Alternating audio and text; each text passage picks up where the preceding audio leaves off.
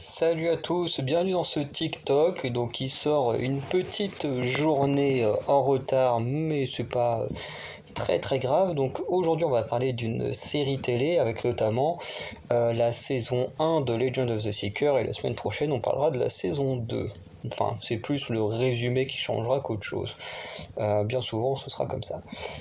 Du coup, saison de Legend of the Seeker créée par Sam Raimi et Terry Goodkind, qui est du coup le créateur des romans, donc un peu à la manière de Neil Druckmann qui a aidé à la création de The Last of Us, qui participe également à la série télé.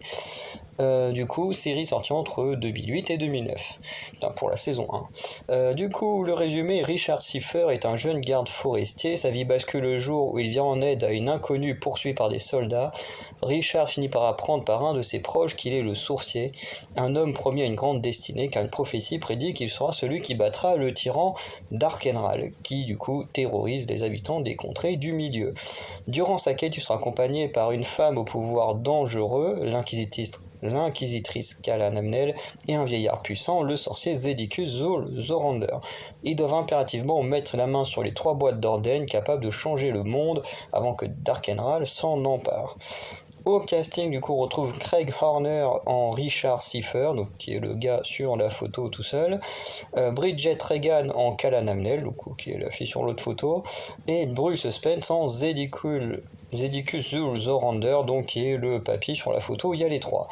On a également Jessica Marais dans le rôle de Dena, donc un personnage récurrent qui revient dans la saison 1 et 2, et qui est plutôt marquant malgré le peu d'apparitions, ou encore Craig Parker dans le rôle de Darkenral, que je trouve beaucoup mieux dans son rôle de Darkenral que dans son apparition dans Le Seigneur des Anneaux. Pareil pour Bruce Spence.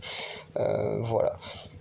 En tout cas, série que moi j'adore, que je regardais quand j'étais pré-ado, donc je regarde même encore aujourd'hui, parfois avec grand plaisir, parce que c'est une très très bonne série.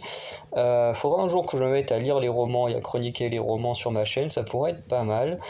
Voilà, j'ai pas plus de choses à dire à part de vous conseiller à le regarder, surtout que pas mal de petites séries reprennent un peu le format de ce genre de séries australiennes, en mode voilà, chaque épisode c'est une petite aventure, mais qui aide à construire quand même le fil principal de l'histoire.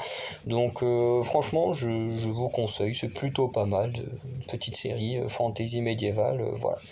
Du coup, je vous dis à très bientôt pour le nouveau TikTok, notamment la semaine prochaine on passera à la saison 2. Ciao.